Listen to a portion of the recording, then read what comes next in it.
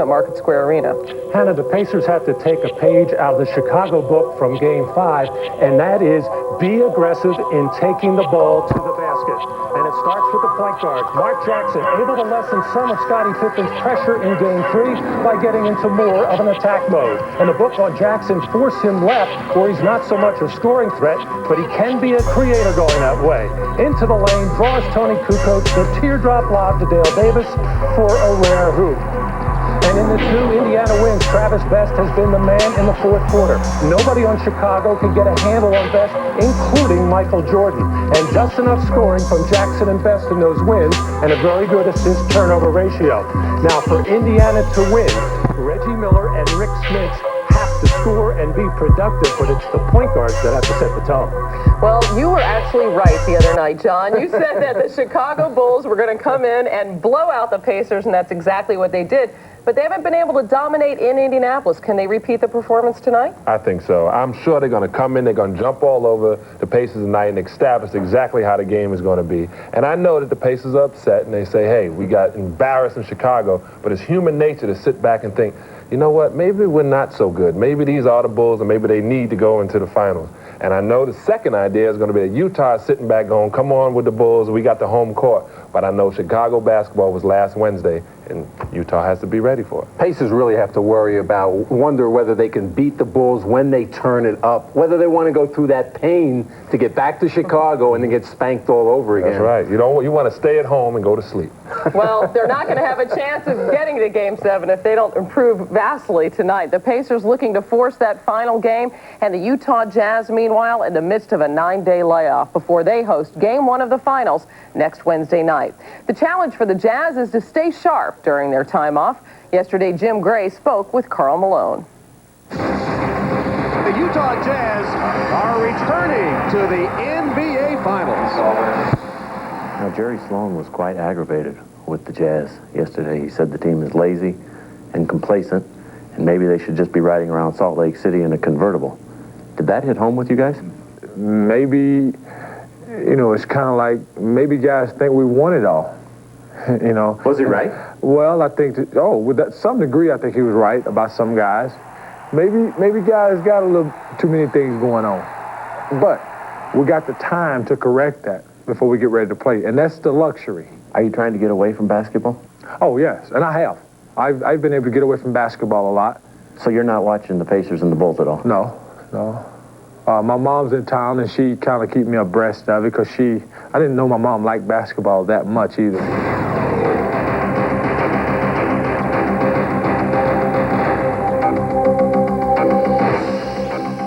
There aren't a whole lot of teams that have the collective mindset that they can beat the Bulls, if in fact it is the Bulls that you'll play.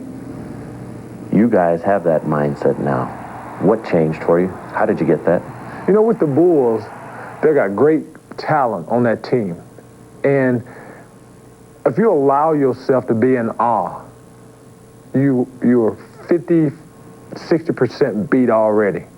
And then Michael, Scottie, Tony, Dennis is going to finish the rest. You have to go in with the same mindset to play those guys just like they play you. You have to be physical within the rules. You have to take it to them. When you're on your heels, they make you pay for it because they've been there and they won championships. They know how to win championships. The Jazz played the Bulls in a competitive 6-game finals last season, and they swept the Bulls this season. You would think they would be over any sense of awe they might have of Chicago, Peter. No question about it. There's no intimidation factor here and no awe at all. Now the world knows what the league has known for a long time, that Karl Malone is the best power forward in the history of the NBA. He has totally redefined the position in terms of durability, inside presence, outside shooting, defense, rebounding, and when he learned to pass, that's why the Jazz are now in the finals 2 straight years. Well, plenty more from Karl Malone coming up at halftime. There has not been a Game 7 yet in this year's playoffs. The Indiana Pacers are hoping their home court magic can change that tonight. Tip-off of the Bulls and Pacers coming up from Indianapolis. The NBA playoffs on NBC continue right after these messages.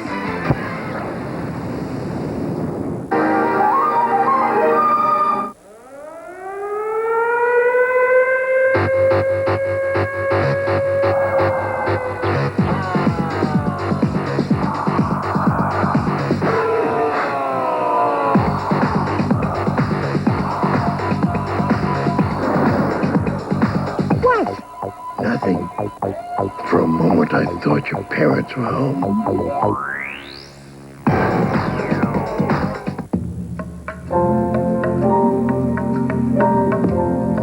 Over the years, one brand has won more 4x4 awards than any other name in history. Once again, we've captured everyone's attention. Jeep Grand Cherokee 5.9 Limited, 4x4 of the year. Jeep, the most award-winning brand of 4x4s in all the world.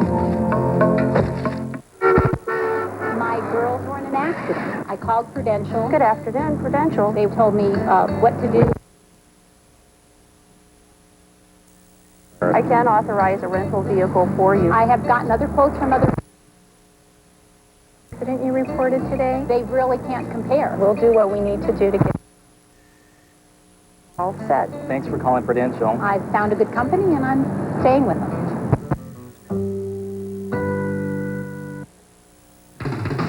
The NBA on NBC is brought to you by Miller Lite, who reminds you that whenever you feel good, it's Miller time. By Jeep, makers of the Jeep Grand Cherokee, Cherokee, and Wrangler. And by the irresistible taste that makes you say, did somebody say McDonald's?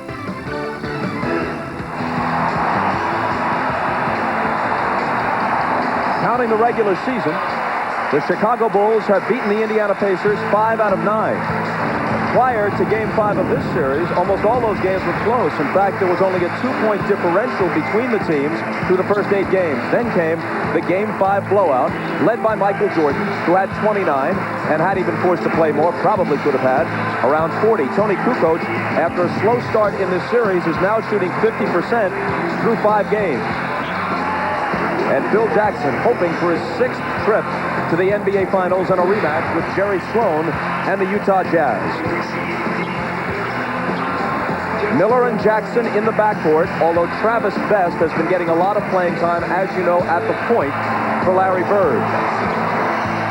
Smits has played well in the home games and has pretty much been shut down at the United Center. Larry Bird told us today he doesn't enjoy lobbying the officials, but he feels, as he puts it, that he's got to stand up for my guys because Phil Jackson is doing it for Chicago. We go to Amon. All right, thanks, Bob. I was in the locker room of the Bulls before the game. Very business-like attitude.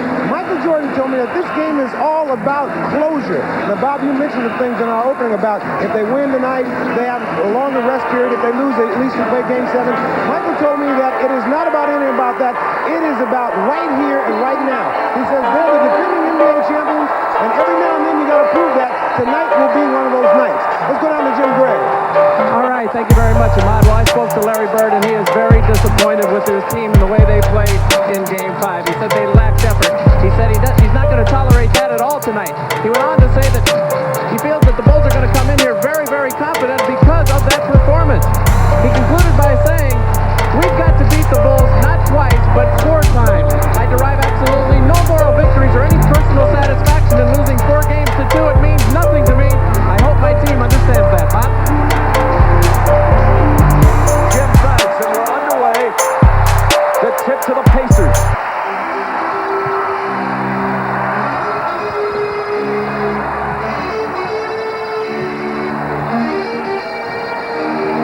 Smits from Miller. He takes the game's first shot and gets the roll on it.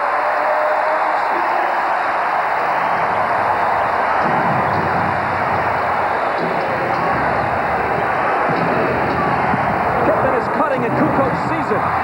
Scotty missed it but keeps it alive. Another drop to the left hand and he ties the game. Kukoc did not get the assist on that good pass, but he had 7 assists Wednesday night, really showing good vision. Well, this is exactly what Scottie Pippen did in Game 5, take the ball right to the front of the basket. He did it 3 possessions in a row the other night. Tonight, you see it once again. Dale Davis bounces off Kukoc, and Indiana reclaims the early lead. And you see the aggression right away that Indiana has, going with Smith directly to the basket and Davis directly to the basket. Harper around the wall with a screen. Luke's got it back. And a whistle from Joe Crawford for an Indiana foul. It's on Mullen.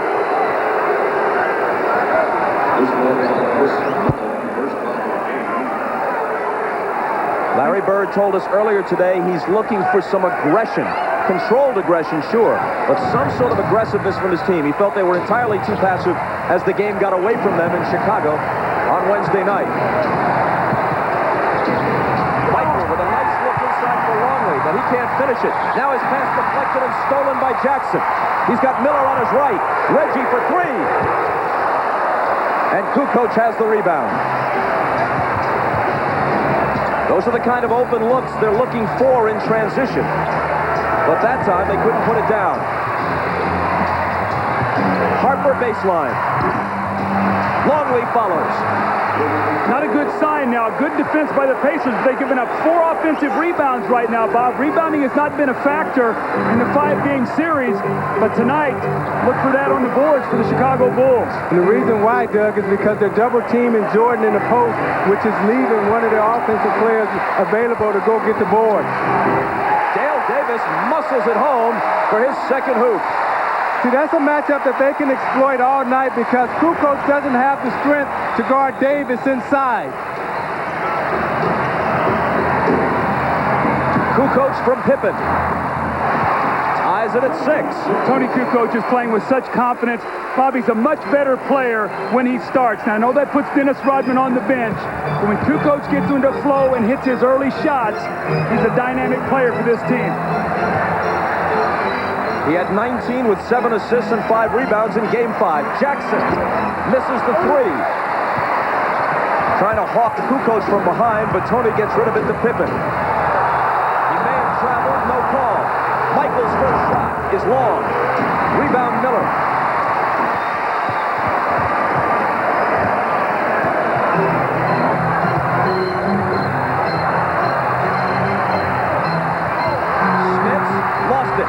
Jordan chases it down. See, Michael Jordan read that all the way from the weak side. Read Mark Jackson's eyes, got the steal. Pippen misses the 3. Davis outlets to Jackson. Mullen with a good look, but can't hit it. Jackson wins the loose ball fight. Smith screening for Miller. And Reggie is fouled by Longley. Chris Mullen missing a moment ago, a bad sign for the Pacers. Because the Bulls are so good defensively, and Mullen at this stage of his career has lost what little quickness he once had, it's hard for him to get his own shot. But even when he has gotten open looks off passes and screens, he hasn't hit them consistently. He's shooting only 35% and averaging only 7 points a game in this series. Bob, what impresses me most about Reggie Miller, the way he started this game, he came out and took an open 3, and then he put it on the floor and drove to the basket. And that's the type of aggression offensively that he must have and continue throughout the course of this game. Good sign also for the Pacers. They came up with 2 loose balls on that possession. They didn't get any of them in the United Center the other night. Kukoc misses a 3. Jackson clutches the rebound.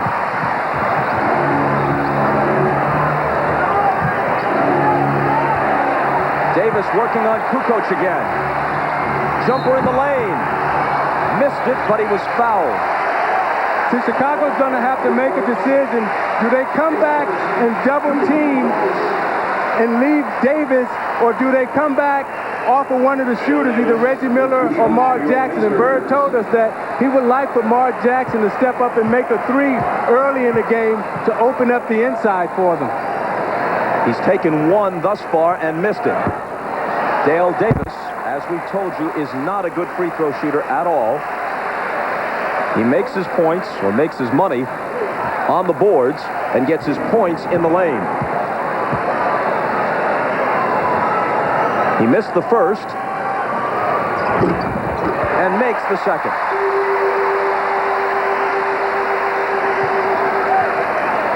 Four minutes in, Michael Jordan hasn't scored. He's missed his only shot.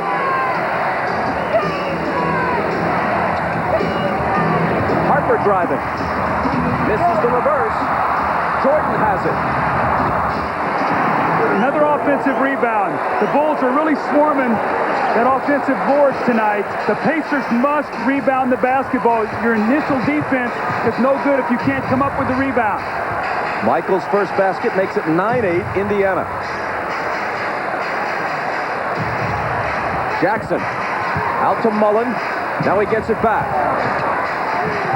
Smits turns and hits. Mark Jackson, vital for him to penetrate. He faked the outside jump shot, got in the lane. Smits slides to that open area, and he finds him. Great start for Rick Smits today. Davis comes over to help Miller with Jordan.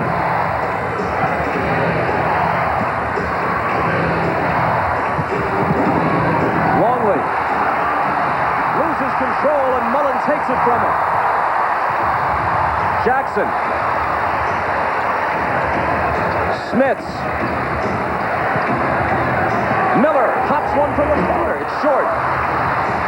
Gets it back. Kukoc knocked it away from him. It's still Pacer ball. The clock stops with 6:38 to play in the first. Pacers by 3.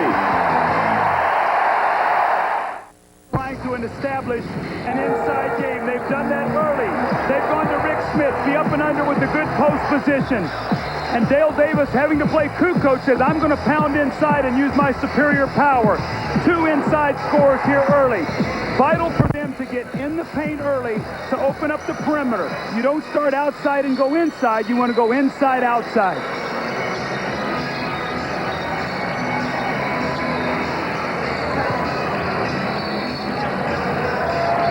Pacer ball after the timeout.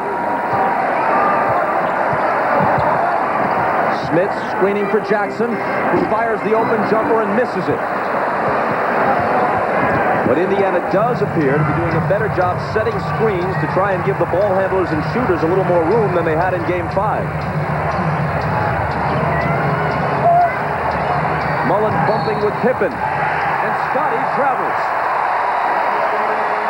It looked like Scotty was looking around for the double team. I don't think they're going to double team him. I think he just needs to go quickly to the basket. Got a caught with a shuffling of his feet there. Scotty can post up Mullen with those long arms. And also, I think he was concerned about Mullen stripping the ball, Doug, because you know his hands are so quick down there. Jackson's floater swatted away by Kukoc. Here goes Jordan. Mullen fouls him. Michael hits it anyway, and will get the free throw. How about that concentration by Michael Jordan? The breakaway, Chris Mullen really didn't want to let him score here, but if you're going to take this kind of foul on Michael, you've got to grab his right arm. And what Chris did, he reaches in and he hits him on the head. Look at the concentration. He keeps his eyes on the target. The greatness, he's always thinking 3 instead of 2. The foul was Mullen's second. 3-point play, 5 points for Jordan. Game tied at 11. Bob, a lot of times guys hear that whistle and they sort of give up on the play. Michael hears that whistle and he thinks basket and foul.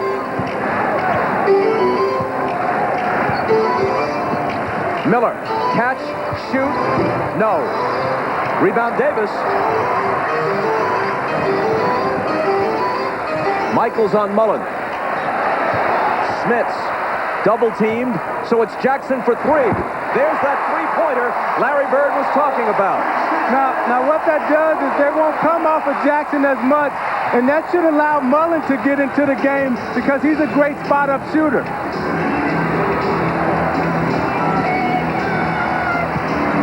Longley, left hand, over Smits, and a whistle.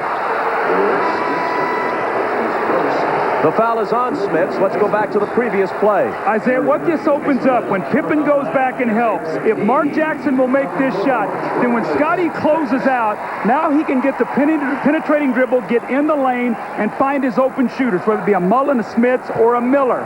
We see Mark Jackson leaving the floor. I think he collided with Michael Jordan on that last play. He's replaced by Travis Best. Best and Jackson have never been on the floor even for a second at the same time in this series. So the combined minutes equal 48 in each game, and as a combination, they put up 18 points, 9 assists, and almost 6 rebounds a game. So that essentially is what Larry Bird is getting from his point guard spot. You know, Bob, they had the shaky first start in games 1 and 2, but since then, they've really settled into this series and have handled the ball well and gotten the ball in position so Miller and Smith can do their job. Miller dumps it into Smits. Over Longley. Off to a good start. The reason he's getting the ball is because he's screening. The screener is the man who will be open because Reggie can now get the pass and be in great position to feed the post. Chicago asked for time. That is an old adage, isn't it, Zeke? The screener gets the shot.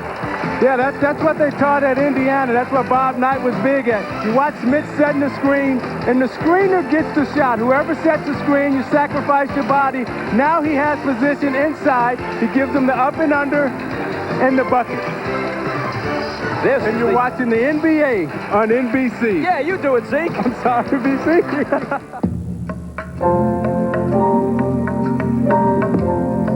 Over the years, one brand has won more 4x4 by the Bulls.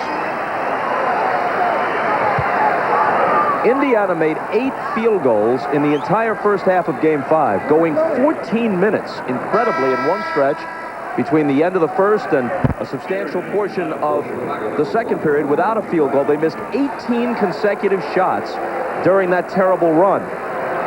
They've already scored 7 times from the field in the first 9 minutes or so of this first quarter. Bob, they come out and been very aggressive defensively, and that's helped their offense. And you can see at Reggie Miller how he's pushed Michael Jordan off the post. And that ties their first half output, their 8th field goal on the McKee hook. This has also been a pattern. Anytime McKee has been played by Michael Jordan, they've gone at him in the post and tried to post up Michael. That time they were successful. Rodman can't hit it, but does keep it alive, and now he's fouled, and he applauds the judgment of the officials. It's 1 on McKee.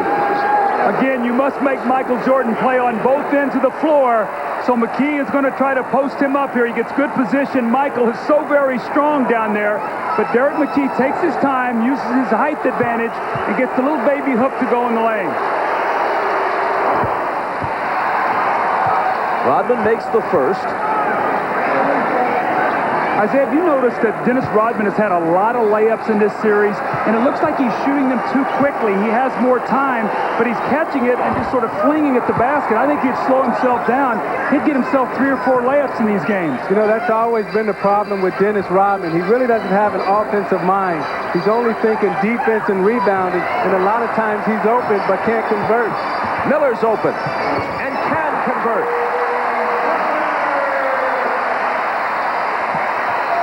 To Chicago is pressure in Indiana up court, and anytime you feel pressure, the best way to beat pressure is with the pass and not the dribble.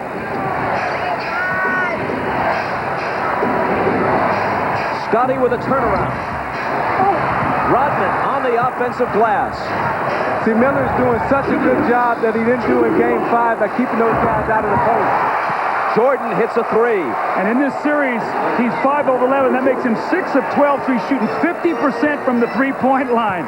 And barely over 20% on threes during the season. McKee with the reverse that won't fall. And Rodman with another rebound. We're tied at 22. Michael tongue-wagging into the lane. Hits the jumper. He has a dozen. Half of Chicago's output so far.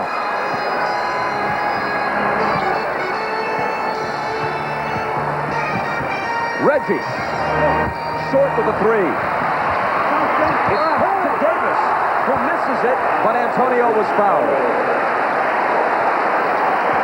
Now you watch Jordan. He'll get himself balanced right here. Long pass, and as they back away from him, he steps up and nails the 3. Now Jordan is really tough in the open court.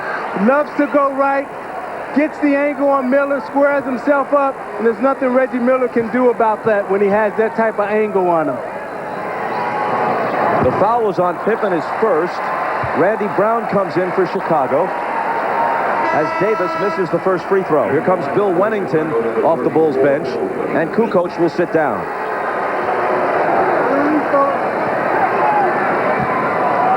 Look to see when Chicago comes down on this possession, if they run an isolation from Michael from the wing area. They like to do this when he gets it going a little bit.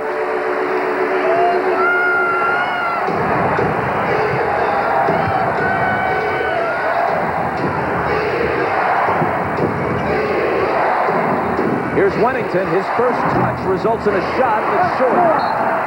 Out of bounds and touched last by Chicago.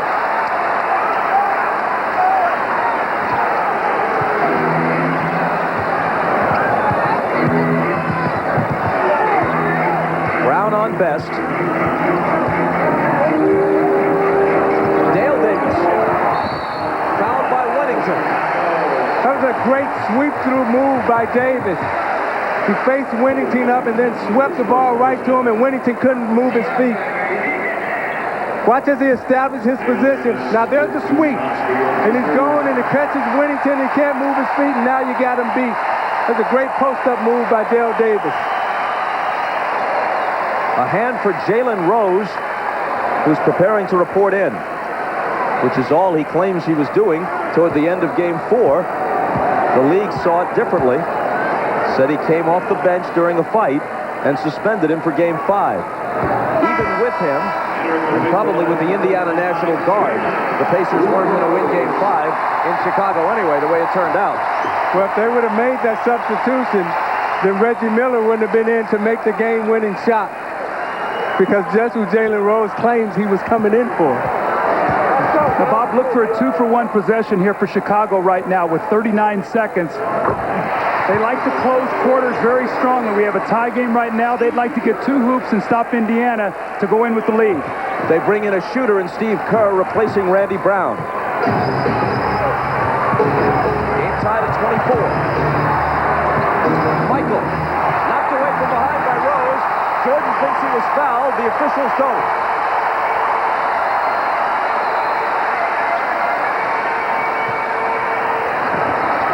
Jalen Rose will shoot it and miss it.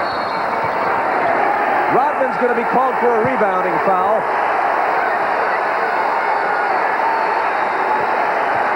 And you see the effect that Jalen Rose has had as soon as he comes into the game. I mean, he'll come from behind. He was crushing Scottie Pippen, and he gets a hand on Jordan's shot. That's what they missed the other night, was his defensive ability, his quickness, and he's able to guard Jordan. I think he got Jordan a little bit right there in the face, too, as he came down after that shot. Now, Isaiah, it's going to be very important. Both Davis boys have gotten to the free throw line in this first quarter. It's important they make their free throws. You get in these kind of games where this just hotly contested, where there are no layups, free throws become very, very important. And Davis, Antonio Davis, clangs the first one. Now you look at what Indiana's bench has done. That's been the key to their success the whole season, is the way their bench has been playing. However, the problem in this series, Doug, is that their starters have been outplayed by Chicago's starters. Dale Davis rebounds Antonio's miss, but they still come up empty. Rodman has been taken out by Phil Jackson, replaced by Dickie Simpkins. He was still jawing with Hugh Hollins, and I guess that Phil didn't want to risk a tee. Steve Kerr pops and misses at the buzzer. Through the first 12 minutes, tied at 24. Jordan with triple Miller's output. Reggie just 1 of 5 from the floor. No advantage established yet. Back for the second quarter at Market Square after this. This is, as you know, the NBA on NBC. Sometimes you just have to want it more. We have depth when it comes to sideline reporters, including Jim Gray. All right, thank you very much, Bob. Well, Larry Bird wants Rick Smits to stay involved in the game offensively, not just occasionally, but every time down the court. They need his offensive input, and they need him to touch the ball and work the ball around and pass it or go to the hoop, like he has right now. Bob? Good call, Jimmy. That was a great screen by Antonio Davis that freed up Rick Smits coming across the lane. And Scottie Pippen more reluctant to help because Mark Jackson hit that three-point shot. Timeout, Chicago. Mr. Match, it's time for the Big Backcourt Trivia question, courtesy of the Pacers. The Chicago Bulls, specifically Luke Long, they did a wonderful job on their defense against Rick Smits. A lot of it due to the poor screening. He got pushed off the block. He shot fading jump shots. He got in front of him. He pushed him off the post. And when he went to the basket, he got help. It was a long night, 3 for 11 from the floor, and a long night also for the Indiana Pacers. Tonight, Rick Smith, he's been a different player here at home. He comes off the back screen. It's a double back screen. He catches it in the post. He takes his time. He looks around, gets his rhythm, fades away, and a little patented baseline jumper.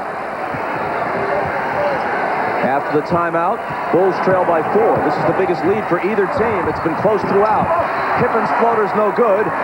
Harper has the offensive rebound. I think Smith got away with a goaltending right there.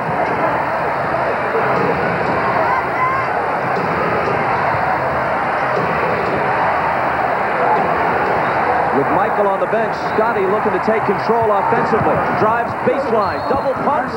He's coming to the line with a chance to complete a three-point play. Bob, what happened on that play in Isaiah? You had Rick Smith strung out in the corner, Gordon Scotty, and you got to push him back to the middle to help. Mark Jackson was running over to help him. You probably see him come in the screen to come over to double team, but Smith lets him go baseline where there is no help. And now you give up the possible three-point play. You always have to push your people to help. Doug, you know, a lot of times when you're guarding someone in the corner and you see that defender coming to help you out of the weak side of your eye, you have a tendency to relax a little bit. And that's what Smith did. He relaxed a little bit, and Pippen faked him and went baseline. He really took a shot, wincing a bit as he stands at the line. Here's Ahmad. That's right, Bob. As Scottie Pippen walked towards the bench, he was really out of wind as he was driving to the basket. He took an elbow by Jalen Rose just as he let that ball go, but obviously he's still able to continue playing. Bob? And a three-point play as he's 5 of 5 from the line tonight. The foul on Rose was his first. Jordan checks back in, and it's a one-point Indiana lead.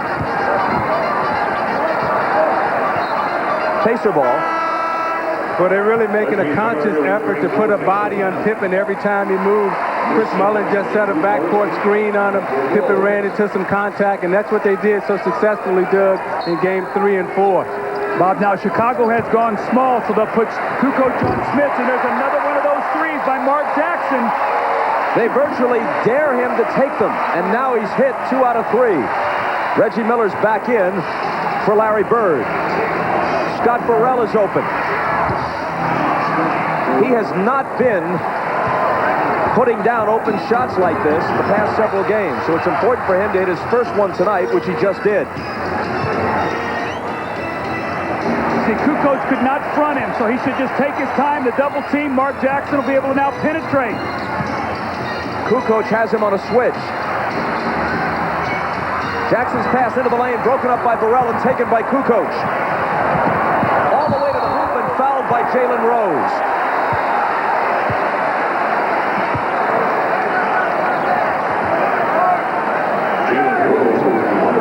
And here's Jim Gray. All right, Bob. Well, there's been so much talk about Reggie Miller's sprained ankle. In Game 4, he said he shouldn't have been out on the court. He hit the game-winning shot. Felt the same way going into Game 5. Also said it publicly. Larry Bird said to him, hey, if you can't be on the court, I don't want you on the court. That's what he told us today, Bird. He said, come to me before the game. If you can play, we'll play you. If you can't play, I don't want to hear after the game that you shouldn't have been out there. Reggie gave him the thumbs up, gave me the thumbs up, and he's out there playing. Bob? Thanks, Jim. Zeke, concealing or downplaying injuries is part of the game, especially in the playoffs. You're absolutely right, Bob, and you never want to let on that you're injured in the playoffs, especially if you're the leader or the superstar of your team, because that gives the Chicago Bulls a right to attack you. The ball was kicked, and the Pacers will have it out of bounds. Larry Bird was telling us in his office today about the '87 finals between the Celtics and the Lakers, two of the greatest teams in NBA history, and Kevin McHale played that series with a broken bone in his foot. I remember that series because they beat us to advance, and Lambeer, every time McHale came down and tried to post up, Lambeer was kicking him in the foot. Jalen Rose hits the open J. I can't believe Bill Lambeer would do something like that unless you told him to do it. Hey, we wanted to win, and we would have done anything to beat the Celtics at that time. Lambeer was, of course, a noted pacifist. Here's Kukoc. Bulls trail it by 3. Jordan has trouble with the dribble. Ball loose. Michael turns it over.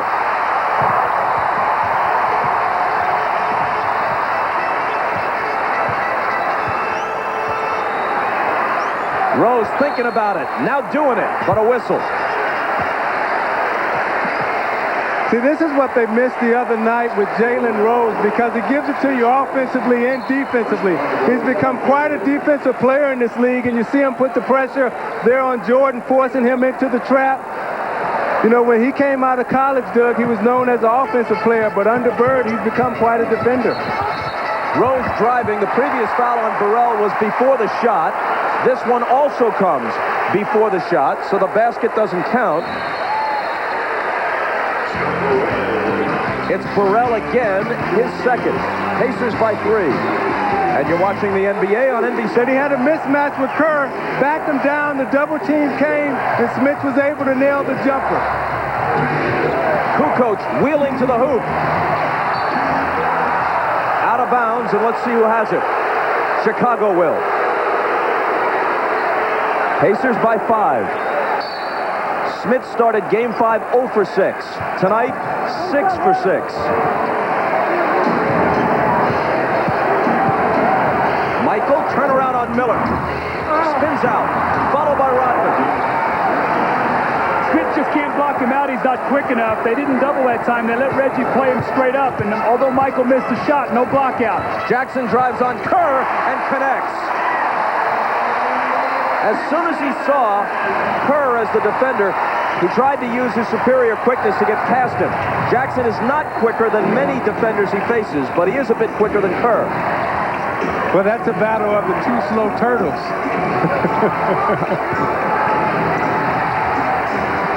Burrell with a 3. It's an air ball out of bounds to Indiana. See, Bob, the thing that I'm noticing right now is how tough Reggie Miller is defending Jordan in the post. You're never going to stop him. However, he's giving him some resistance tonight, forcing him to that mid-zone area as opposed to letting him back him all the way down. Let's see if they go back to the screen and roll again with Smith rolling out for the jump shot. Here's Smits. And an offensive foul. Offensive foul on Indiana. Rick Smith is right here. They're going to force it down to help. Rick Smith works right over here for the jump shot. Michael Jordan doesn't rotate, and that's Rick Smith's spot. They know they can get that shot anytime they want it.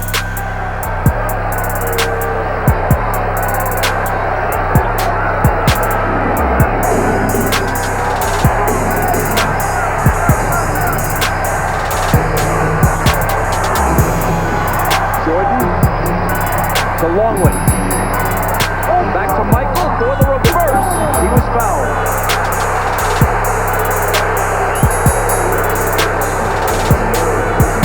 A reminder that tomorrow at 3 Eastern Time, NBC begins its coverage of the French Open from Roland Garros in Paris. Michael Chang, women's number 2 seed Lindsay Davenport, and Serena Williams, Venus's younger sister, are on the schedule. And on Sunday, take note that we also begin our coverage at 3 Eastern Time, highlighting the slate, top seed Martina Hingis, Monica Seles, Marcelo Rios, and Venus Williams. That's the French Open tomorrow and Sunday, each day at 3 Eastern on NBC.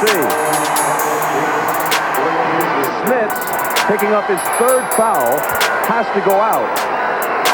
It hurts to sit him when he's hot, but Larry Bird has no choice. Michael missed the first one, but not the second.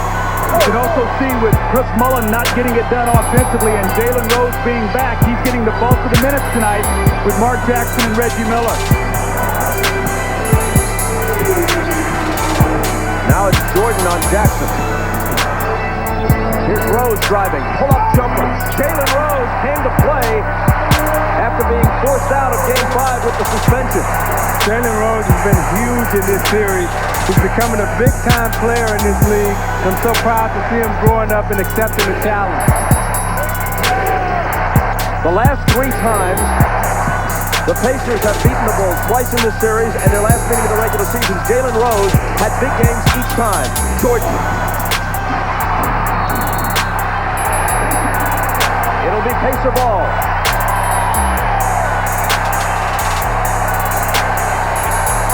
You watch Jalen Rose off the Jackson penetration, the pump fake, the little show and go. uses his momentum against Burrell to get the shot off. I say the difference between he and Chris Mullin, as you see the numbers and the 2 wins and the losses in the games he played, is that he can create his own shot, whereas Chris Mullin's got to be more catch and shoot. This is a speed series, Doug, and you got to have speed to play against the Chicago Bulls. Pippen's back in. Jalen Rose. This time he misses. A foul as they battle for the rebound, and it's Longley.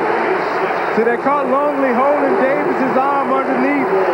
He was out of position, and he went up for the rebound, and Longley locked his arm underneath. 2 on Luke. Each team with 14 fouls in this quarter. They'll each be over the limit with their next one. Antonio Davis. Jackson.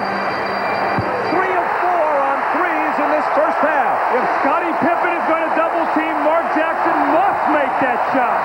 Thus far he has. Pippen to the hoop.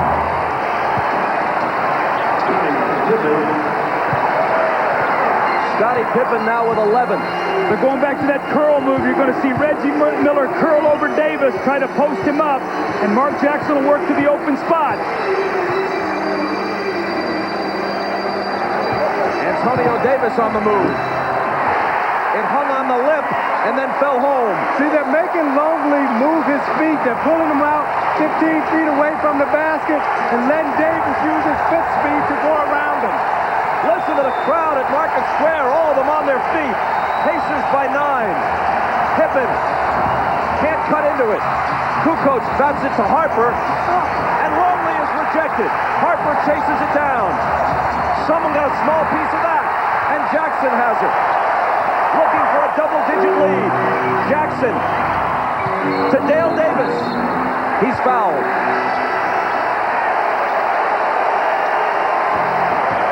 The momentum did not travel along the interstate from Chicago for the Bulls.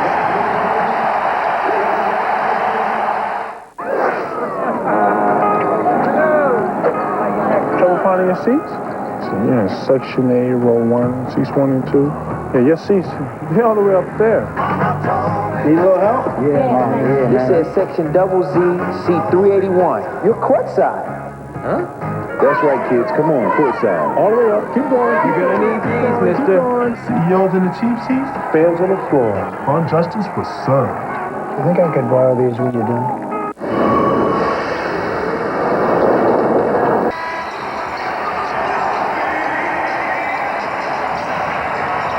All right, Hannah. You'll be watching and listening at halftime. Doug.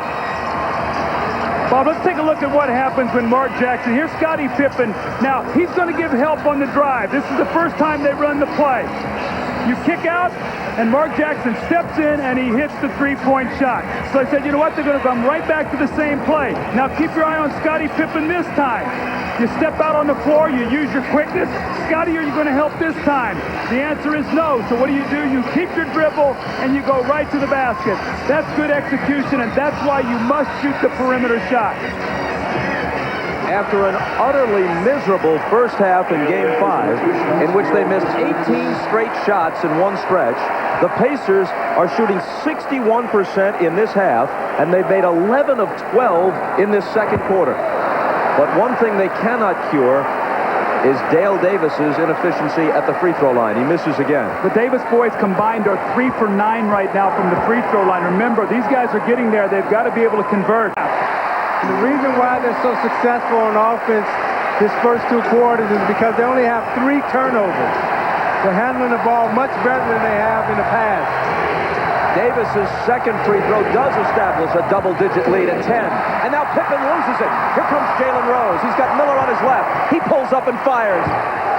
And back rims it.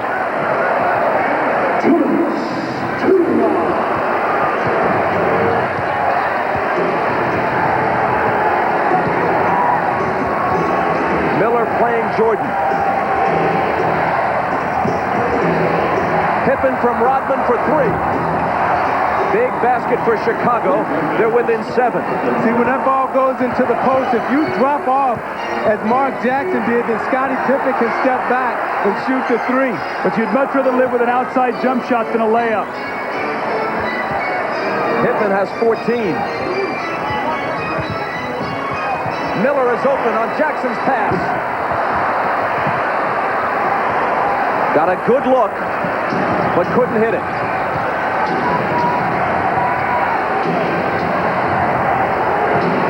Kukoc.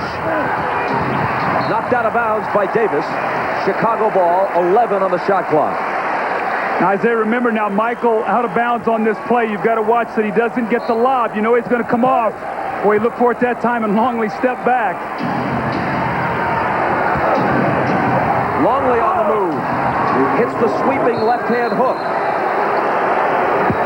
They've cut the 10-point deficit in half. It's 49-44 with exactly a minute left in the half. You know, I think Reggie Miller right now, Doug, is settling for too many long J's. He has a chance and the opportunity to shorten the shot, but right now he's settling for the three-point line. He's 1 for 6 in this half. Well, Michael's chasing him, so he is not letting him get open. Chasing him from side to side. Here he is again. And now he's 1 for 7. But Davis gives them a fresh 24, and it's Jackson missing this three. Jordan back. Pippen for 3. Out of bounds to the Bulls. Remember, Jalen Rose had a breakaway jump shot from about 12 feet that would have given him a 12-point lead. If the Bulls can score here, they can cut it down to 3. That's how those little shots and those runs change everything, especially going into the halftime break. You know, and Jim Gray told us that Bird told his team in the huddle that these last 2 minutes was the most important 2 minutes of their season because he knew Chicago was going to make a run here to try to cut the lead, and they have. Shot clock and game clock virtually identical.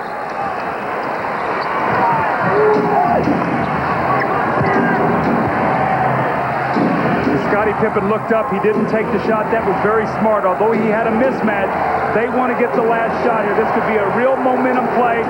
If the Pacers can stop them, they'll go in excited. If the Bulls can score, it'll give them a lift. It'll be Michael to the basket and drawing the foul. How about the strength of Jordan in the air, absorbs the contact, and knocks Dale Davis back.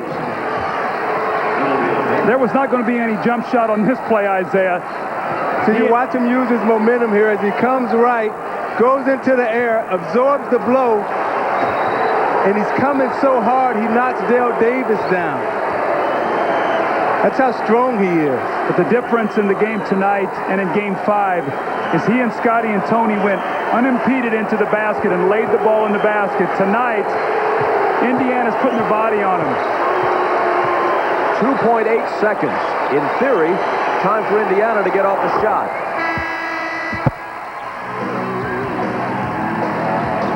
And you look how successful he's been this series against the Pacers.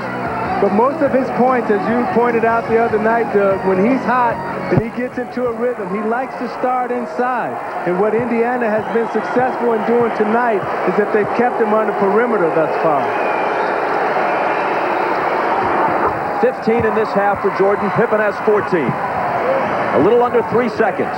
Davis trying to get it in. Jackson behind the back will have to heave it at the buzzer. And what was a 10-point Pacer lead is sliced to 3 at the half. Now stay tuned for the Prudential halftime report. Hannah Storm and company will be with you after these messages. You're watching the NBA on NBC.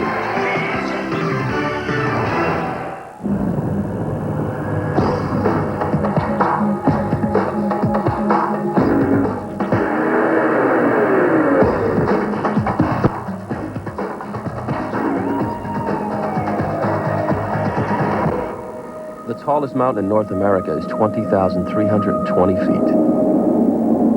Cool. So good offensively. That's what makes a good offensive player is when he can score in a multiple ways. And now Smith juggles it out of bounds. 9 unanswered Chicago points dating back to the end of the second quarter. And now they can take the lead if they score here.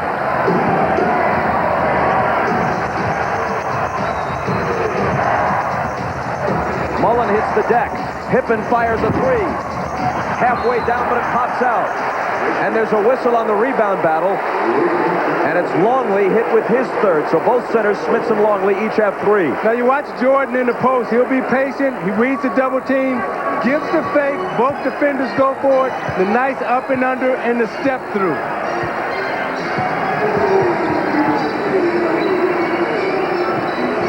Dale Davis baseline. Out to Jackson and now Mullen. Good look at a 3. And his shooting woes continue. That was a true brick. I can't remember the last time I saw Chris Mullen shoot like this in a stretch of games. We all remember seeing Michael Jordan do that night after night. Chicago, with 11 straight points, has turned a 10-point deficit into a 1-point lead. It's going to be interesting to see how long Bird will stay with Mullen. Miller, and that's way off. Didn't draw iron. The Bulls score here. I think that Larry Bird's going to need a timeout. They're on their heels. Pippen misses the 3, and Davis has it.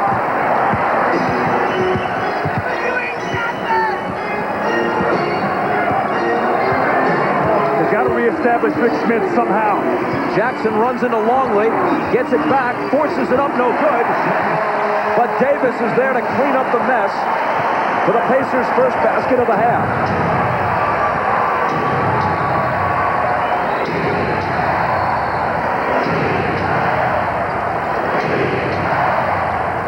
Michael guarded by Reggie. Into the lane on him.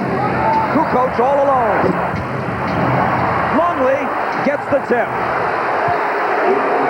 See, that's the difference between Michael Jordan and Reggie Miller. See, Michael Jordan can create other ways to score. He can go inside and score. He can go outside and score. But Miller only has one way to score, and that's off the jump shot, so you can shut him down. As Reggie receives the pass, there's a Chicago foul. Looks like Harper. Watch the punishment that Reggie Miller takes on this play. He's going to start to cut. Watch Kukoc step out. Now, this guy's not known for physical play. He gives him a bump. Harper chases, and he runs right through the pick of Rick Smith and gets the foul. But you can see Reggie Miller's working so hard to get a shot. Pippen blocks Jackson, but fouls him over the back. And Scottie Pippen was so concerned about Reggie Miller being on the other side. He wanted to force Jackson away. So he opened up Jackson's left hand, and Mark went right down the middle, and Scottie came over the top and fouled him. Now, what we saw in the first half was when Chris Mullen could not get it going, Larry Bird wasted no time coming in with Derek McKee and Jalen Rose. So he's going to give Chris Mullen, I'm sure, a chance here, maybe to get some shots. But there is no tomorrow. This is an elimination game now.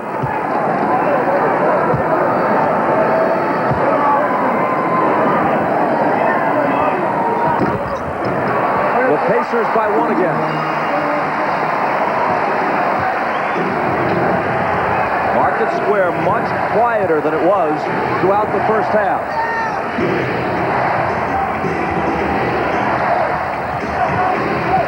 Miller trying to guard Jordan, but can't. That's unbelievable. He faked and had no offensive rhythm at all and still faded back over 2 players and hit that shot. Michael has 21 to lead all scorers. Miller leaning for the shot. No call there. Reggie's got to get up and get back and play right now. Now's not a time to look at the referee because they had a breakaway on the other end had they gotten that now. He was on his knees with his hands on his hips, glaring at the ref. And when you're struggling like he's struggling right now, the officials know that he's not shooting the ball well, so they're not going to bail you out with any type of foul. Miller is 1 for 9.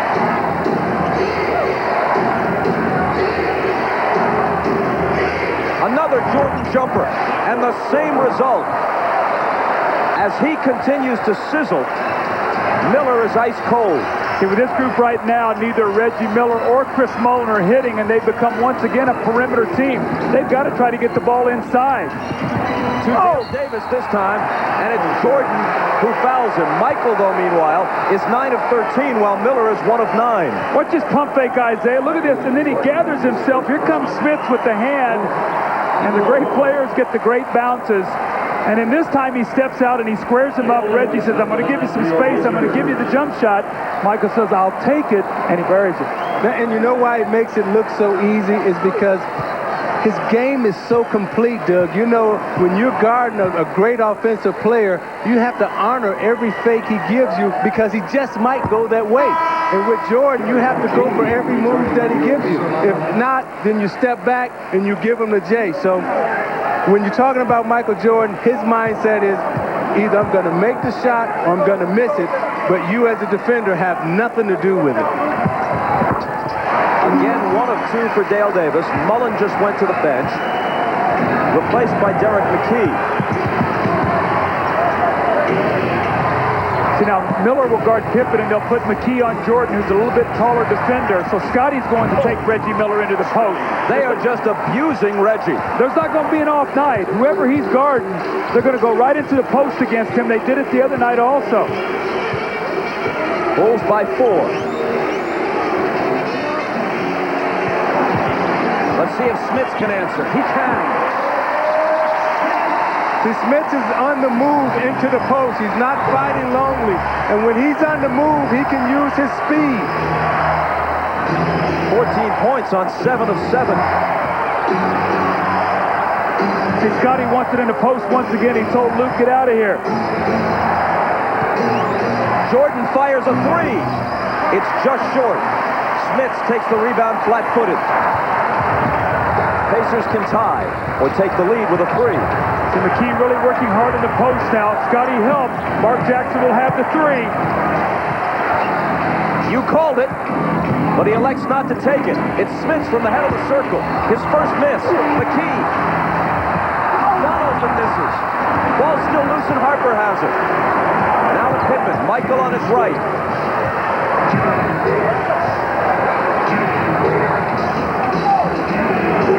Kukoc on the drive. And Tony Kukoc gives Chicago a 4-point lead. He has 7. He's a left-handed player, Isaiah. You got to push him back right. Dale Davis is letting him go to that strong hand. Mark Jackson into the lane. And now Dale Davis will bring it back to Jackson. Against Kukoc. Davis with the jumper. See, that's where you have to go. You started out the game with Smits and Davis. There were 9 and 10 from the field in the first half, and you got to come back out in the second half and establish that again. You can't come back out shooting Jays.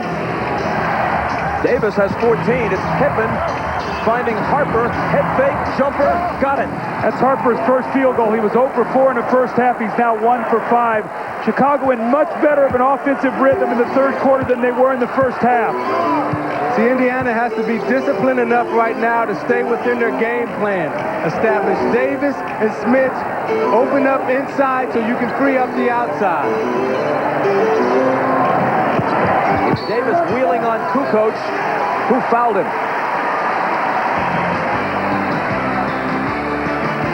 And we'll be back to Market Square in a moment. Go to the play. Smits has to be aggressive when he's playing at home, and he comes in and he establishes himself in the low post. He's 7 of 8 from the field right now, and he's really opened up his game inside. Reggie Miller hasn't caught fire yet. Smits is trying to keep him in a position, but Jordan is slowing him down. You see Reggie wasting a lot of energy trying to get open. But Reggie Miller is the type of player that if Rick Smits can keep him close at the end of the game, we know Miller can make big shots. And in recognition of this look inside the game, Miller Brewing Company will donate $1,000 to the Thurgood Marshall Scholarship Fund.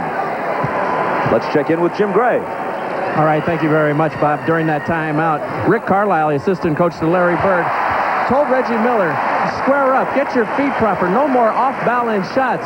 We'll get you a good shot. We'll keep giving you the ball, but don't take a bad shot off balance. Bob?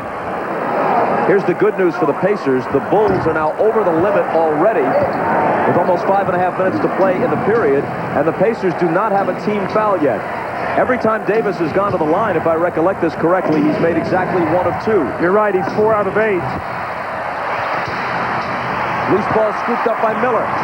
Jackson puts it behind the back to evade Pippen. McKee with contact against Michael Jordan, and Jordan's going to pick up the foul, which will be his second. This is why you must get in the penalty early. And that's what's happened now. Indiana has got it going to the basket. Now they've got to convert on their free throws. In the first half, they were only 6 for 12. The Davises are a combined 5 for 12 now. That's not going to get it done in a close game. And Doug, when you're in a penalty and you're in the bonus, your point guard must recognize that and make sure that you don't settle for jump shots and you keep attacking the basket, keep going to the basket, because Chicago Bulls have to make a decision. Are we going to foul you or give you the layup? The Pacers once led by 10. They now trail by only 1.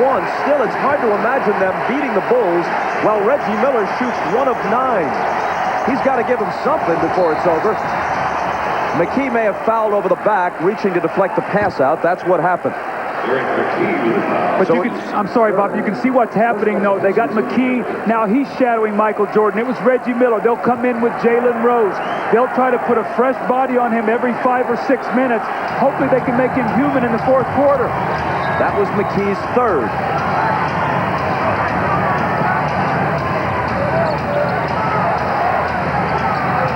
Kukoc backing in. Fade away. Won't go. Smits takes the rebound. Jackson looks to push it up the floor, but Harper cuts him off. Smits from Davis.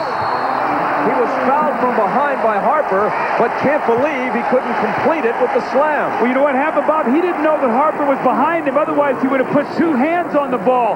He thought he was wide open. Kukoc takes himself out of the play. Smith's man's help. Now he thinks, I'm wide open. And Harper comes over and gets a piece of it. If you got 2 hands on that ball, it's a 3-point play. You know, this game reminds me so much of game 3 and 4. When at the end of the third quarter, Bird brought in Antonio Davis and Jalen Rose, and they thoroughly dominated the third and the fourth quarter. Let's see if that happens tonight.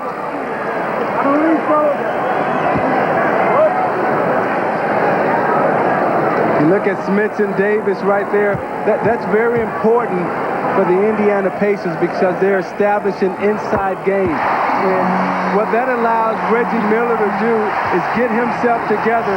So if he's able, if the situation gets to the point where he has to make a big shot, he can. Pacers have the lead. Rodman's in for Chicago. There's Dennis. As if he has to be pointed out. Jordan misses the 3.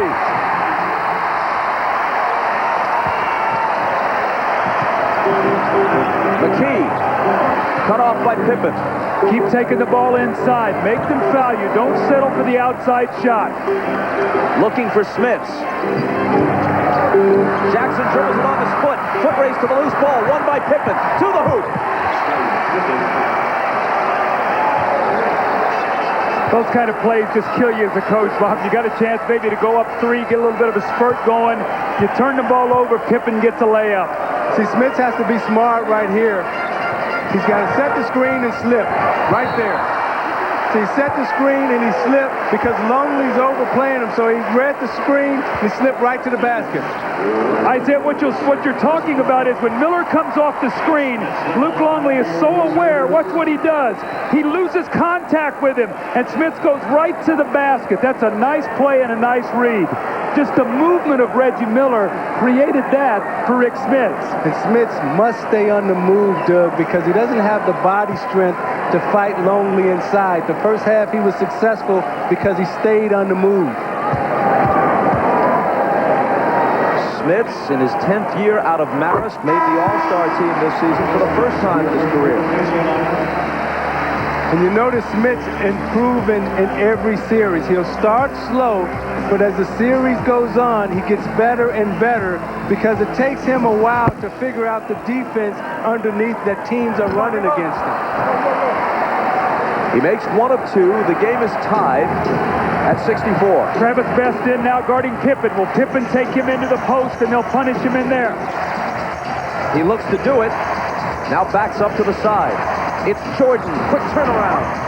Michael Jordan gives Chicago the lead and gives himself 25 points. And you see Jordan wearing that right side of the court out. The shots that he's made this quarter, most of them will come from that right side. Miller in the lane.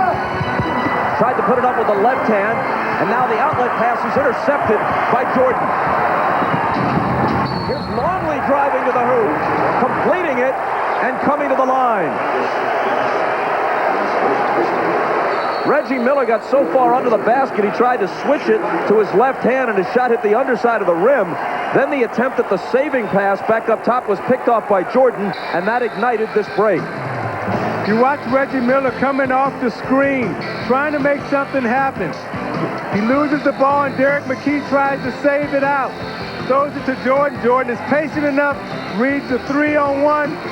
Best comes over and fouls Longley.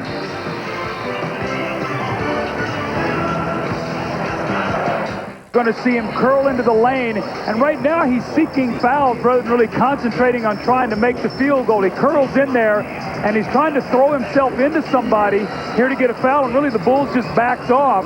McKee threw the ball away, and it's a three-point play opportunity now for Luke Longley. And Doug, when you're a shooter like Reggie Miller and you really haven't developed your post-up game, it's important for you right now to just slow down, take a deep breath, and use your screens better. So Miller has been yanked, and we check in with Ahmad. All right, thanks, Bob. Phil Jackson just told the team during that timeout that now's the time to put this team in a hole. He said the offense, everything works, just go ahead and execute. Defensively, very important. He said we must defend now with no fouls. Obviously alluding to the foul position that they're in. Bob? Longley completes the three-point play. And we go over to Jim Gray. Thank you, Bob. Well, he must have been reading Phil Jackson's mind, Larry Bird, because he said, guys, you've got to weather the storm right here. Don't get your heads down. Keep playing hard, and weather this run by them. Bob? Travis Best saw his three rattle in and out. It's Michael back to work. This time on Rose. He draws a double team. Kukoc out top. Into the lane he goes. Dumps it off for Longley. 3-second violation. 3-second violation. Now, Bob, at what point in time is Phil Jackson going to rest Michael Jordan? He's going to have to give him some rest. They only have a 5-point lead. He'd like to have a cushion going into that fourth quarter in Game 3 with an 8-point lead. He rested him, and the Pacers tied the game. So you got Tony Kukoc guarding Dale Davis now. You got to put it into the post to him. Recognize your mismatches. Longley out, Kerr in for Chicago. Rose for three. And Kukoc is there on the boards. His reputation for being soft has been changed somewhat in this series. He's taken some shots and stayed in. He's been more aggressive in all aspects of his play. Pippen tried to find Rodman. Dennis didn't see it coming. See, Rodman's offensive mind is to rebound. It's not to shoot. It's only to screen and to rebound. So he's never looking to accept the ball for layups.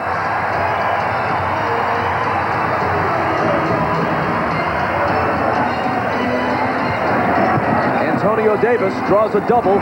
Best gets into the lane. Nifty pass to Dale Davis. See, that's the Davis you got to go to because he's being guarded by Kukoc. Not Antonio Davis, but Dale Davis.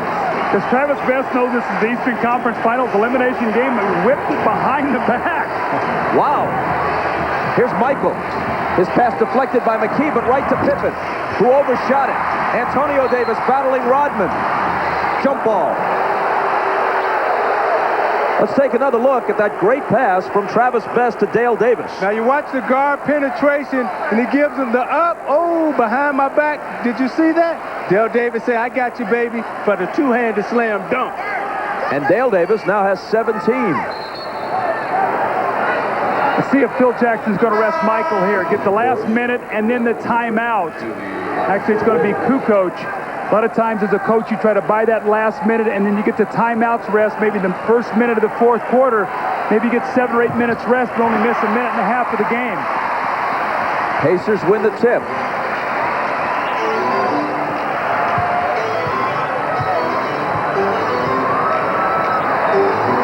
Antonio Davis against Rodman. And Indiana closes to within 1. I'm surprised Rodman's trying not to get in, not trying to get in front of him, Isaiah. Antonio Davis is a load down there. The crowd's back in it, that's for sure. Kerr to Pippen. Deflected, recovered by Dale Davis, who somehow manages to stay in. Now it's Best. Stutter step to the hoop. Indiana has the lead. Now, Travis Best ran over the official, Danny Crawford, down there.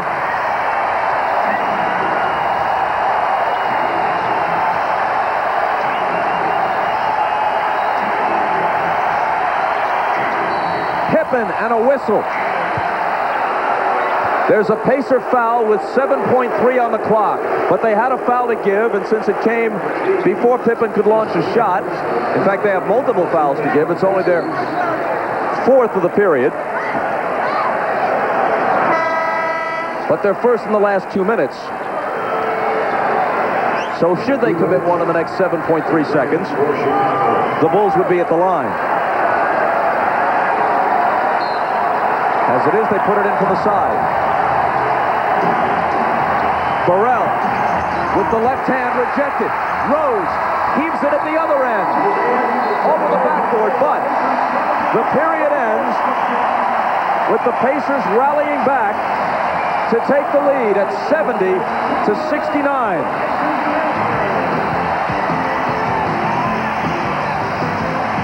And we're back. This copyrighted telecast of the National Basketball Association may not be retransmitted, reproduced, or rebroadcast without the express written consent of the NBA. Spurts at the ends of quarters. How important have they been? Indiana had a 10-point lead late in the first half. Chicago closed on a 7-0 run, trailed by only 3 at halftime. Then eventually took a lead.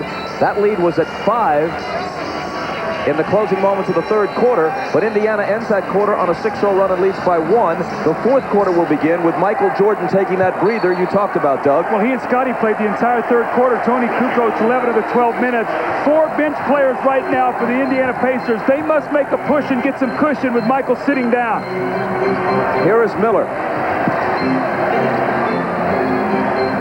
Travis Best missed that time, but he's certainly not afraid. He's not intimidated. That ball almost wound up in the basket. Poked away, and now Travis Best comes up with a steal. Miller gives it up. If he was having a better shooting night, I'm pretty sure he would have taken that open three. Here's Antonio Davis, and it spills out for him. Zeke, it looked to me like Miller had a shot and didn't want it. Well, he's very indecisive right now, but as this game continues, he'll get his rhythm back. It's getting late. Kukoc wants a 3. He was fouled, and he's going to shoot 3 free throws. Number 2 on Antonio Davis. Don't forget, tomorrow at 3 Eastern, NBC begins its coverage of the French Open from Paris. Third round action. Michael Chang, women's number 2 seed Lindsay Davenport, and Serena Williams, Venus's younger sister, will be our featured matches. That's tomorrow at 3 Eastern, French Open on NBC. Big American Day in France tomorrow. Number of the featured competitors. See, that's a big turnaround. Instead of Antonio Davis scoring that layup and going up 3, you foul Tony Kukoc shooting the 3. He gets 3 free throws, gives a chance to give the Bulls a 2-point lead. And as long as they stay in the lead, it gives Phil Jackson time to rest Michael Jordan so he can have a big finish. The free throw line, the Bulls have been unbelievable tonight, 18 out of 20 now. And Doug, I think another interesting point to watch is to see how long Rick Smith stays out of this ball game, because he's 7 of 8 from the field, and he's really established himself in the low post. Kukoc fouled Davis. See, Davis and Smith have really been giving the Bulls problems. Those two combined tonight are 13 of 15 from the field, so you want to keep exploiting those two matchups. That's 4 on Kukoc. And Phil Jackson gets him out of there with Ron Harper coming back in. So really the only primary scorer right now Chicago has is Scottie Pippen. They have Harper, Rodman, Burrell, and Kerr on the floor. Here's Rose. Jumper over Burrell. Let it go, let it go. And the ball out of bounds to Indiana.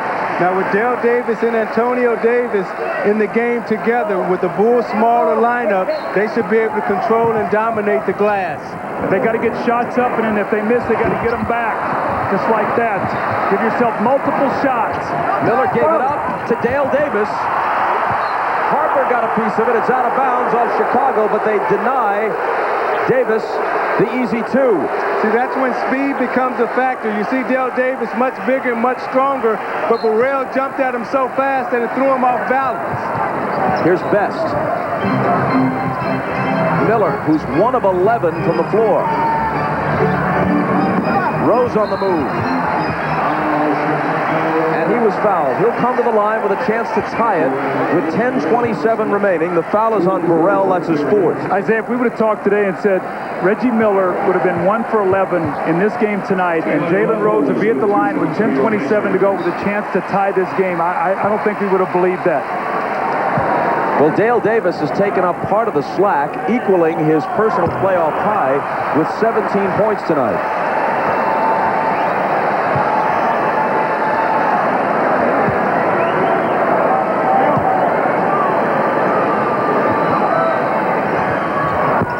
Well, he's missed free throws. Indiana is shooting 78% in this series against Chicago tonight. It's been the free throw line that's been the story for the Chicago Bulls. Rose can't capitalize on the chance to tie it. Still Chicago by 2. Here's Scottie Pippen against Antonio Davis, who fouled Scottie. Antonio Davis draws the line as his third. 2 fouls on the Pacers. That's 3 on Davis. Both the Pacers and Bulls with 2 team fouls. Chicago ball from the side. Rodman takes a hook. Why, we'll never know. Rebound Davis. They got to set some screens for Reggie Miller so he can get a shot up and the Davis boys can play on that offensive glass. Nice pass inside from Antonio to Dale.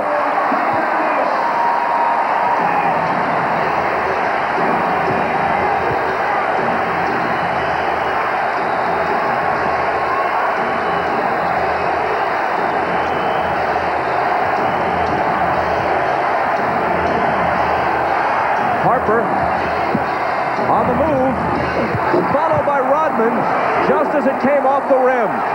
He trots back the other way, grinning from ear to ear. See, Antonio Davis went to help, which left Rodman open for the offensive putback. Miller.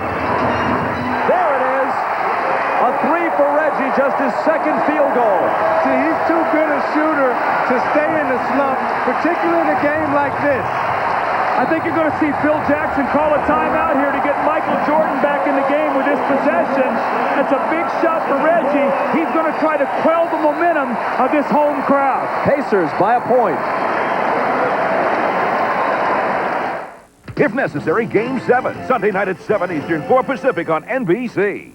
Due to popular demand, we've extended the Nissan Pre-Memorial Day event to Memorial Day and beyond, which means... Longley, however, comes up with it. Rick Smith's got to get that rebound. Right now, rebounding and free throws are going to determine the last 8 minutes of this game. Longley stumbles, and Best takes it away. He's got Rose on his left. 2-on-1 break, and Jalen Rose is fouled by Steve Kerr. Isaiah gave it up too soon. He had Steve Kerr back. What you've got to do if you're the point guard is you've got to drive that ball right to the basket and make him come over and stop you. And then drop the ball off and you'll get a layup. He gave it up too soon, and he allowed Steve Kerr to get over and get the foul. Yeah, or either you play pity pat back there. When Jalen Rose caught it, a quick touch back to Travis Best would have got him a layup. Tell you one thing about Travis Best, though. He's in his 3rd year out of Georgia Tech, so he post-dates their 2 trips to the Eastern Conference Finals that the Pacers made in 94-95. He may make the occasional mistake, but he is not intimidated. He wants to play under pressure, apparently. Well, he played in a big-time program at Georgia Tech, and he was well-schooled as a point guard. He also had Larry Brown, who was good with point guard. So he's learning slowly how to mature into that position. Again, free throws and rebounding. Rose hits the free throws that he didn't make the last time. Pacers by 3. Jordan into the corner for Harper, and now he gets it back.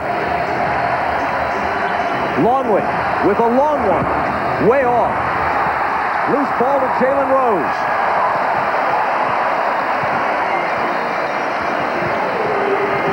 Rose on the move over Kerr. And Rodman skies to snatch the rebound down. Jalen Rose got too excited there, Isaiah. He had Steve Kerr on. Take your time. Now, Doug, Indiana has made the decision that every time that Michael Jordan gets it, they're going to come off of Reggie Miller to double team, and they're going to test Ron Harper with the jump shot. And Joe Crawford blows his whistle for an Indiana foul. Anytime Smith is involved in the pick and roll, it's so hard for him to move his feet. So what you're seeing the Bulls do is lower that shoulder and look to go to the basket. 4 on Smiths. Each team has 3 team fouls.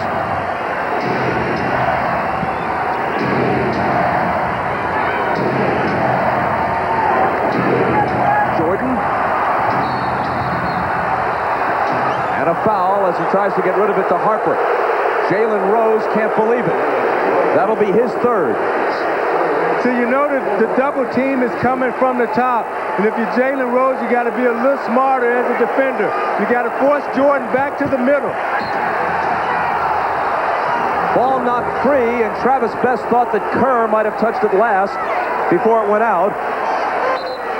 But they award the ball to Chicago. Bob, that's 14 fouls now against the Pacers. So on the 5th, the Bulls will shoot free throws the rest of the way. Anytime you go to the basket now in Chicago, you want to think about creating contact. They call a foul on Best off that contact.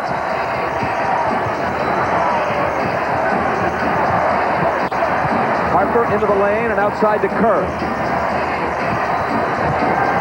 Now it's Longley with the left hand, and Rodman has it fall out for him. Still he battles and gets it to Longley.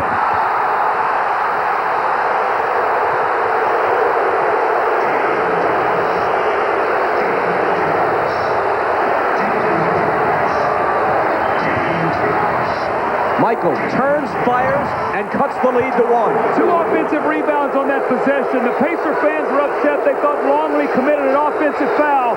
The referee said, you better stand your ground and play on. We're not going to give you that right now. 27 for Michael. Best finds Smits, and Smits finds the bottom of the hoop. See, just a little simple screen and roll. Made Longley move his feet just a little bit, which freed up Smith for the step-back jump shot. 19 for Rick. Harper, short, Longley to follow. Another offensive rebound. Now, Rick Smits has got to do a job, Bob. When he comes off that screen, he's got to get back into play. He's having a difficult time getting back in there. Best working against Kerr, runs him around a screen. Now Smits gets it back, pops the jumper, and hits it again. See, that's a smart offensive player. I shot the J the first time. I got it back the second time. Now I'm going to give you the pump fake and the dribble getaway move for the easy deuce. He's as hot as Miller has been cold. 9 of 10 for the big Dutchman.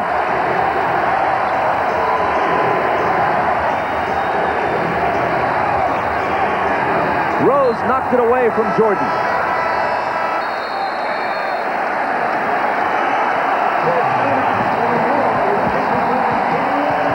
Isaiah, watch Rick Smits now. He comes over to give some help. And there's Luke Longley on the offensive boards. But you know what? If you're going to give up 2, you better come back and get 2. And he follows with back-to-back hoops. This one on a rollout. The pump fake, like the guard. And he shoots the open jumper and buries it. And you're watching the NBA on NBC. The floor right now is 2 stars in Miller and Smith. And he's got Antonio Davis, who's been terrific in this series, and Jalen Rose and Travis Best, who've been excellent in the home court and in the wins here. See, I agree with the decision Bird has made right here to leave Smits in with 5 fouls because this is your season. Well, Chicago's gone small now. Kukoc is playing him. He's going to try to front him in the post. Reggie, little turnaround, and his bad luck continues. He tried to guide that one in the basket. That's one of those toughest shots in basketball, the little 6-footer where you can't use the glass. He's 2 of 13. Michael. Rodman battling for the rebound in between 2 Pacers. And it will still be Chicago ball.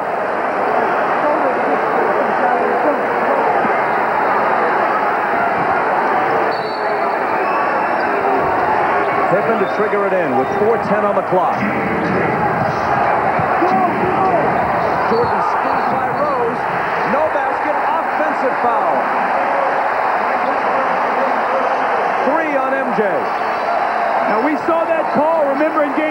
Michael was called 3 times on offensive fouls. What's the left arm? He's going to lock him and get an advantage. That's an excellent call.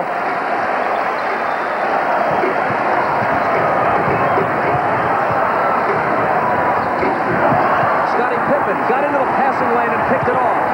The Bulls can tie with a basket here. Best is playing him. They're going to double team. He's going to pick up the cutter. The cutter was Harper, and MJ certainly picked him up. The dunk ties the game. See, if you're Rick Smith right now, you can't let Tony Kukoc play you. You got to establish position, get yourself down in there low, and make a shot. Jalen Rose forces one, and Pippen gets a piece of it. And now Rose, in frustration, fouls Scottie. That is a terrible sequence for Jalen Rose. Well, Scottie Pippen is one of the best defenders in the NBA, and you're going to see him shoot the gap, read the eyes of Tony Davis, and pick that one off. And it leads to the give and go off the double team. The weak side, nobody helps. And Ron Harper with the dunk. And then the frustration foul by Jalen Rose after he took the tough shot. And Scottie Pippen is at the free throw line where he was 0 for 2 in Game 4. He steps up and knocks this one in. And Doug, the reason why all of that happened is because Rick Smith failed to screen Scottie Pippen. We talked about earlier, the screener gets the shot. And Rick Smith is failing to set screens now as he did in the first half. That was Pippen's first miss at the line. He's 6 for 7 for the night. The Bulls by just 1. And Best brings it to the front court and asks for a timeout, which comes with 3:07 to play in the fourth quarter. Thursdays after Seinfeld. Jim Gray tells us that Larry Bird just told his team, don't worry about what's behind you, meaning the first 45 minutes and the first 5+ games of this series. Worry about what's ahead of you. The remaining 3:07. Normally, down the stretch in a close game, this is Indiana's go-to guy. But will he be tonight? And I think that message was delivered more for Reggie Miller than anyone. Here is Best with Michael all over him. Jordan almost stole it. Rose came up with it and found Smith. Great vision by Jalen Rose. Great vision. Picked up the loose ball, looked underneath the basket, and threw a bullet right to Rick Smith. Smith leads the Pacers with 23. More importantly, the Pacers lead the game again. These are the moments Jordan lives for. Into the lane, turnaround fadeaway. That's why he lives for them. See, I think if you're Travis Best, you got to run at Michael Jordan and make him throw the ball to Ron Harper. You cannot let him beat you tonight at the end of this game. And Doug, Dick Harder was screaming from the bench, come double team, come double team. Smits out to Rose. Smits turns, fires, and gives Indiana the lead. With 2 minutes to go, the lead has changed hands 17 times in this game.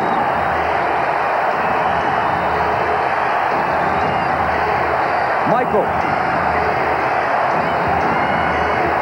The double team comes. And his shot goes in and out, but he was fouled. Narrowly missing a possible three-point play. That's 5 on Jalen Rose. Now you watch Jalen Rose right here, picks up the ball and throws the bullet right to Rick Smith down underneath. Now Rick Smith takes his time, reposts, sets up, turns around for the J. When you have a smaller defender guarding you, take your time and let it clear out. Jordan's 32nd point ties the game at 86.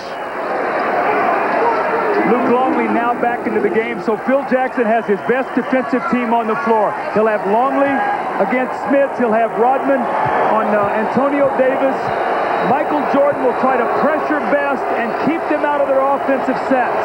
And Longley is also an offensive option for the Bulls because Smith has 5 fouls. Chicago by 1.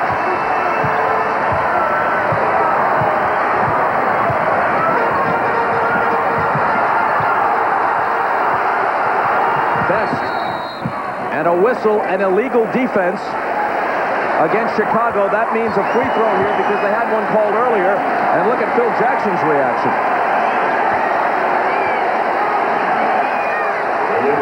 I'll tell you why this is big. Now, if Reggie Miller makes this free throw, it's a tie. So if they score, you get off that odd point. They've been on the odd point. It would give you a 2-point lead instead of trading back going 1-1 is what they've done the last few possessions. And Doug Smits must be smarter right here. Recognize the fact that Longley has come back into the game, so you can't fight him down there. You can't muscle him. Take him out, use your speed, use your quickness to go around him. And Travis Best has got to be very careful not to dribble against this clock too much. Michael Jordan, one of the great defensive players in the league. All over Best. 10 seconds to shoot. Best takes it right into Longley. There's contact but no whistle. And Rodman called a timeout, I believe, as he grabbed the loose ball. Yes, that's what he did. How about the presence and the size of Luke Longley? You had the penetration by Travis Best. Look at Luke. It's like a roadblock. You're going nowhere, and Best just running in place. Rodman was able to get the timeout before he fell out of bounds. Bob, remember now, last year, you could not get it if you were falling out of bounds. This year, he had both feet in bounds. Watch out. It's like a wide receiver in football. They're both down. Give me the timeout. Heady play by Rodman. A minute 9 to decide it. 69 seconds remaining in regulation. 69 seconds to decide Game 6 of the Eastern Conference Finals with two of the greatest playoff pressure players in NBA history on the floor. But one of them, Michael Jordan, has 33 points on 12 of 21. The other, Reggie Miller, has 8 points on 2 of 13. Into Jordan. Can Indiana defend this play? Michael Jordan without fouling. Michael misses it. Loose ball. Out of bounds to Indiana. Now let's see what Travis Best does with it. Jim Gray tells us that during the timeout, Larry Bird echoed your sentiments, Doug Collins, when he said, look, Travis, don't take it into the lane. Don't dribble the ball too much. Direct traffic out there. Well, Michael Jordan now is on Reggie Miller. Best on Kerr. He can beat him off the dribble. So that changes things. He's dribbling it too much. He goes to the basket and hits on the run. He's got his own ideas, and sometimes I guess they're the right ideas. Well, at that time, he was being guarded by Steve Kerr and not Michael Jordan. So he set Steve Kerr up and used his foot speed because he didn't have to go against Jordan's foot speed. Now remember, he made the big play in Game 4 to bring him within 1, almost on the same kind of play. This kid has got no conscience. Up and off the glass, 33 seconds to go, and he have a 2-point lead. No conscience and no fear. Pacers by 2.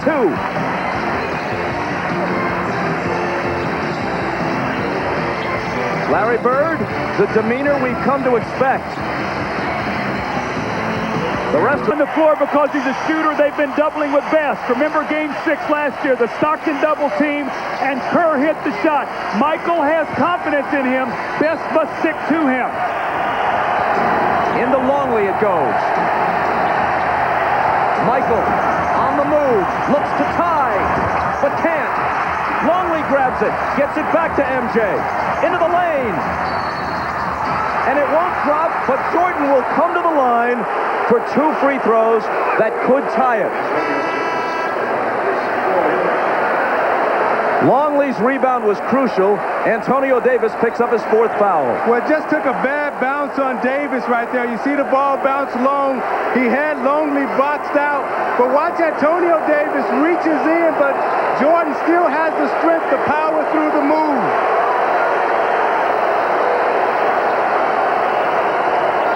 Well, the stone face went away. He finally showed a reaction. Michael needs them both to tie. halfway there into the teeth of a hostile crowd. I don't think the Pacers are going to take a timeout here. I don't think they want Chicago to be able to regroup their defense. Look for them to run a little play here. Right out of this, get the last shot. Travis Best has to watch the double team.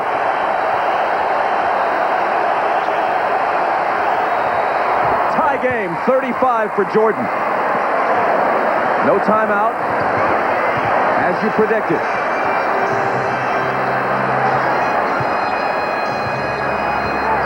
Best to the basket, collides with Rodman. Ball comes loose. A whistle for a foul, and let's see who it's on. I think they gave it to Jordan reaching in. See, Jordan gambled, and Best rolled off of him, used his elbow, and Jordan reached in. Travis Best is 36 of 40 at the free throw line in the playoffs. 8.5 seconds. Got it. Wow. You want to keep it off that odd number. This is huge to keep it to a 2-point lead. That was nothing but net. A 90% guy in the postseason. Hits them both. Chicago uses its last full timeout.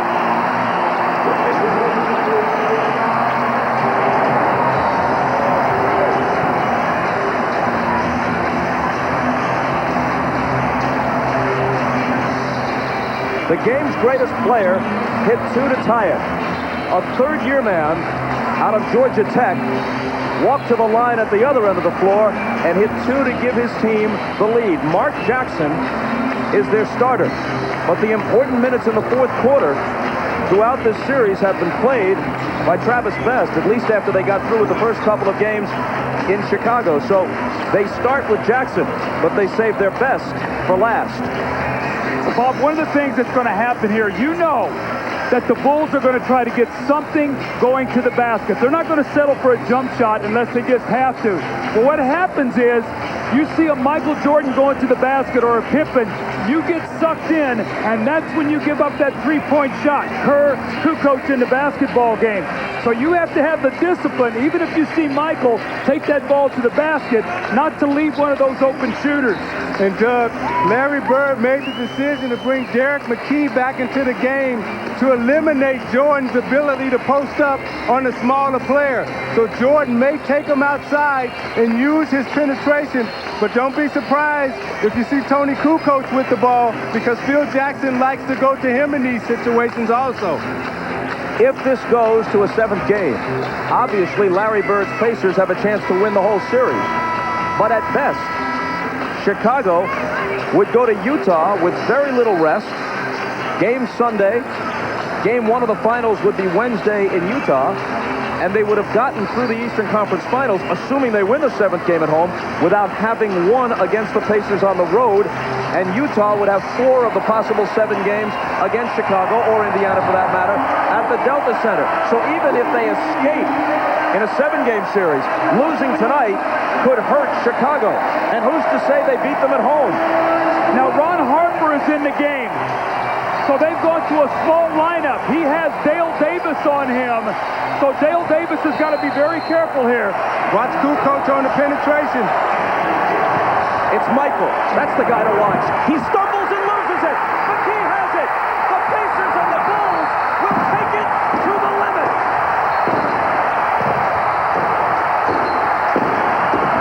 Now wait a second. The officials are saying that there may have been a foul with a second or maybe tenths of a second on the clock. Right now they have put 0.4 of a second up on the clock, which is not enough time for Chicago anyway to do anything but rebound the ball and fling it to the other end of the floor. I guess they could call a 20-second timeout. Make the first one and miss the second one, so they can't throw a long pass. If he misses the first one, you've got to make sure that you get that 3-point lead. I think you're going to see him here try to miss this shot. I would put the points on the board right now. I would not miss. Put the points on the board and end the game. He misses it on purpose. Pippen grabs it, and that will do it.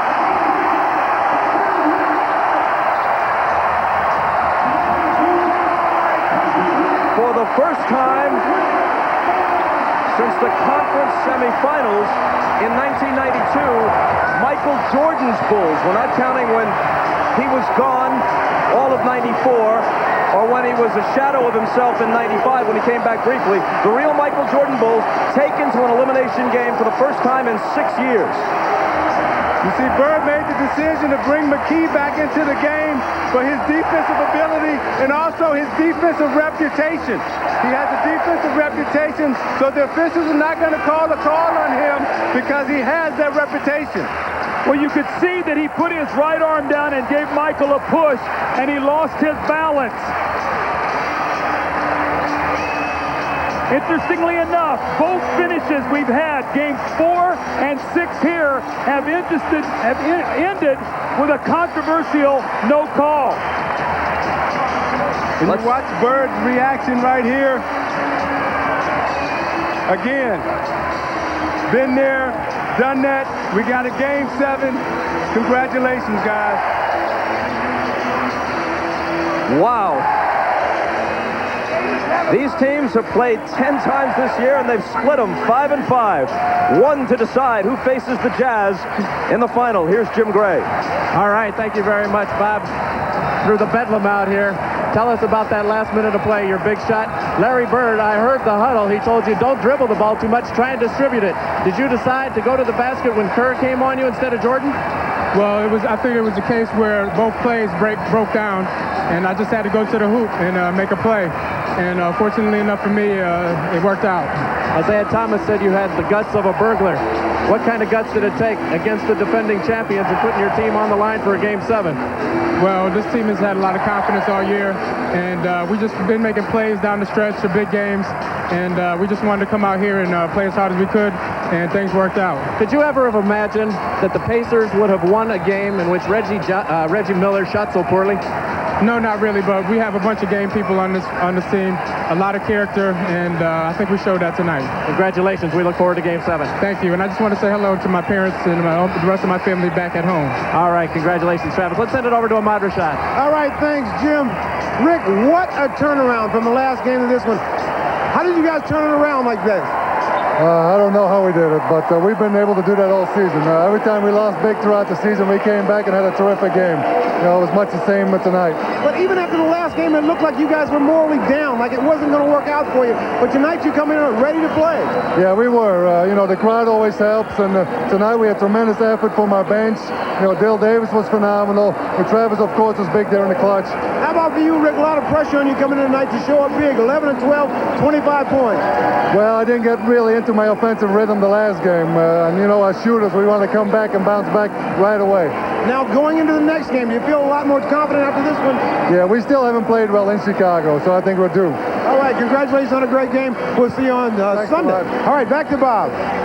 Ahmad, thanks a lot. After the Bulls lost Game 3 here, they still had a 2-1 lead, and Michael Jordan termed that defeat a bump in the road. That bump in the road has just become a giant roadblock. I don't care if they're at home or not. I don't care that they're 28-2 in the playoffs at the United Center over the last couple of years as they've won championships. When you take it to one game against a team that has beaten you there during the regular season and has split 10 games with you, playoffs and regular season combined, you're in jeopardy. So that deciding Game 7 will be Sunday night, 7 Eastern time, beginning with Showtime. Tomorrow at 3 Eastern, NBC begins its coverage of the French Open. Michael Chang, Lindsay Davenport, and Serena Williams are on the schedule. Tonight, after your late local news, The Tonight Show with Jay Leno. Jay welcomes John Lithgow, and musical guest, Third Eye Blind. For Isaiah Thomas, Doug Collins, Ahmad Rashad, and Jim Gray, I'm Bob Costas. How much fun is this? This has been the NBA on NBC.